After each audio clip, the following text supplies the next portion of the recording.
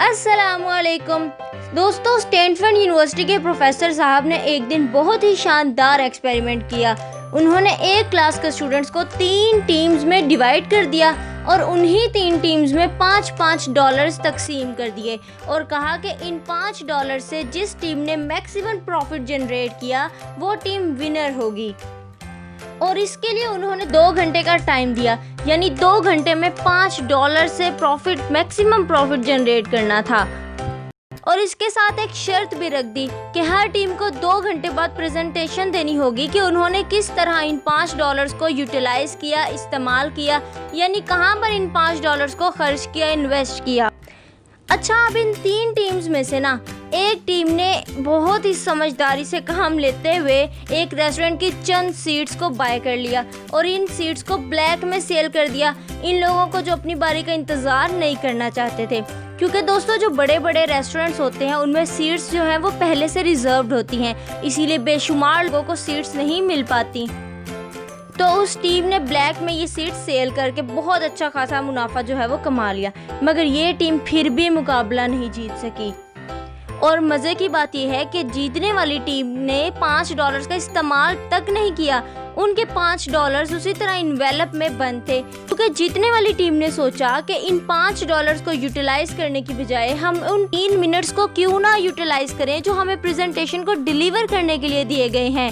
तो उन्होंने इन $5 को भी बचा लिया और उन 3 मिनट्स को यूटिलाइज किया और मुकाबला भी जीत लिया।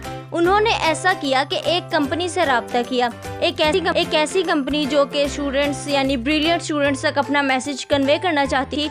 क्योंकि दोस्तों, स्टैनफोर्ड यूनिवर्सिटी बहुत ही शानदार यूनिवर्सिटी है, तो इसी वजह से वो कंपनी पहले से ही इंटरेस्टेड थी कि स्टैनफोर्ड यूनिवर्सिटी के स्टूडेंट्स तक अपनी कंपनी का मैसेज डिलीवर करें और इन स्टूडेंट्स को अपनी कंपनी के लिए हायर करें। तो उन्होंने उस कंपनी को सारी सूरत हाल बताई और वो कंपनी इंटरेस्टेड थी इस अपॉर्चुनिटी में। उस कंपनी ने $650 पे किए इस टीम को कि हमें सिर्फ 3 मिनट दे दें, हम इन 3 मिनट में आपकी क्लास को एक प्रेजेंटेशन देना चाहते हैं और अपनी कंपनी के हवाले से कुछ प्रमोशंस करना चाहते हैं। दोस्तों, इस तरह इस विनर टीम ने $5 को भी बचा लिया और $650 भी कमा लिए, सिर्फ और सिर्फ अपनी स्मार्ट वर्किंग, स्मार्ट डिसीजंस, अक्लमंदी और हाजिर दिमागी की वजह से। जिंदगी में कामयाब डिसीजंस लेने का सबसे पहला स्टेप यह है कि हमें इस टीम की हिकमत अमली को अपनाना है, यानी थोड़ा सा हट के डिसीजंस लेने हैं, यानी वाइज डिसीजंस लेने हैं और हार्ड वर्क की जगह स्मार्ट वर्क करना है। क्योंकि बाकी टीम्स में वही ट्रेडिशनल तरीका, वही रवायती फैसले किए जो अक्सर लोग लेते हैं, बल्कि इस टीम ने थोड़ा सा हट के फैसला लिया, यूनिक सोचा और शानदार रिजल्ट्स हासिल किए।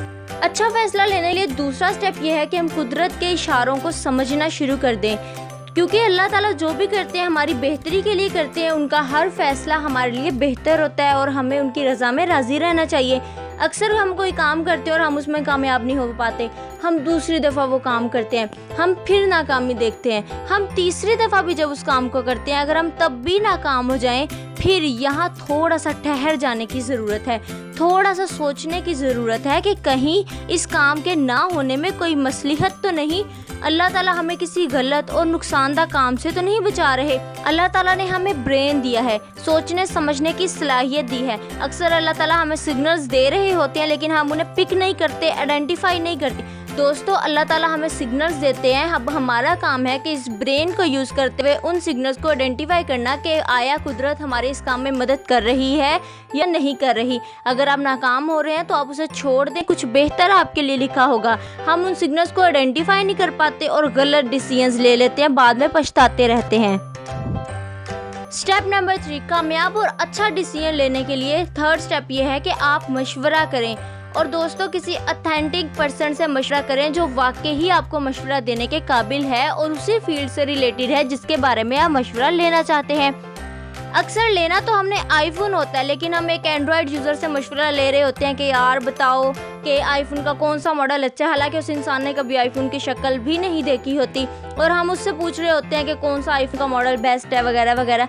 इस तरह अक्सर हम एडवाइस ऐसे शख्स से ले लेते हैं जिसका हमारे फैसले यानी हमारे डिसीजन, हमारी कामयाबी नाकामी, हमारी फील्ड से कोई ताल्लुक होता ही नहीं है। इसलिए एडवाइस ऐसे शख्स से लें जिससे आपके मामलात मुंसलिक हो, जो जानता हो आपको, जो आपकी फील्ड से वाकिफ़ हो। और जो वाकई आपकी भलाई चाहता। इसलिए जब भी मशवरा या डिसीजन लेना हो तो किसी प्रोफेशनल हेल्प की तरफ जाएं, यानी उस शख्स की तरफ जाएं जिसे वाकई में इल्म हो कि किस तरह इस फील्ड में ग्रो किया जा सकता है और किस तरह रिलेशंस को हैंडल किया जा सकता है। क्योंकि ये एक रियलिटी है कि जब आप किसी से मशवरा मांगने जाते हैं तो पहले से ही आप इरादा पुख्ता कर लेते हैं कि जो भी वो कहेगा मैंने उसी पर अमल करना है। इसलिए अच्छा मशवरा अच्छा इंसान ही दे सकता है। दोस्तों, life is a collection of choices. हम रोज बेशुमार चॉइसेस करते हैं और छोटे छोटे चॉइसेस ही बड़े बड़े रिजल्ट्स को जनरेट करती हैं। इसलिए सोच समझकर मशवरा कर हमेशा अच्छा फैसला करें।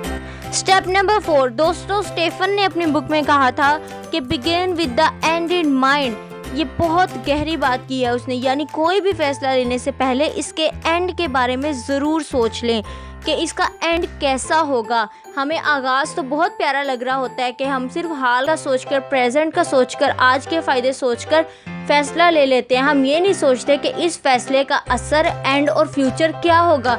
इसलिए जब भी कोई फ़ैसला लें एक दफ़ा सुकून से बैठ जाएं और उसी फैसले, उसी डिसीजन के बारे में गौर से सोचें कि आइंदा दिनों में, आने वाले चंद सालों में इसका रिज़ल्ट क्या निकल सकता है।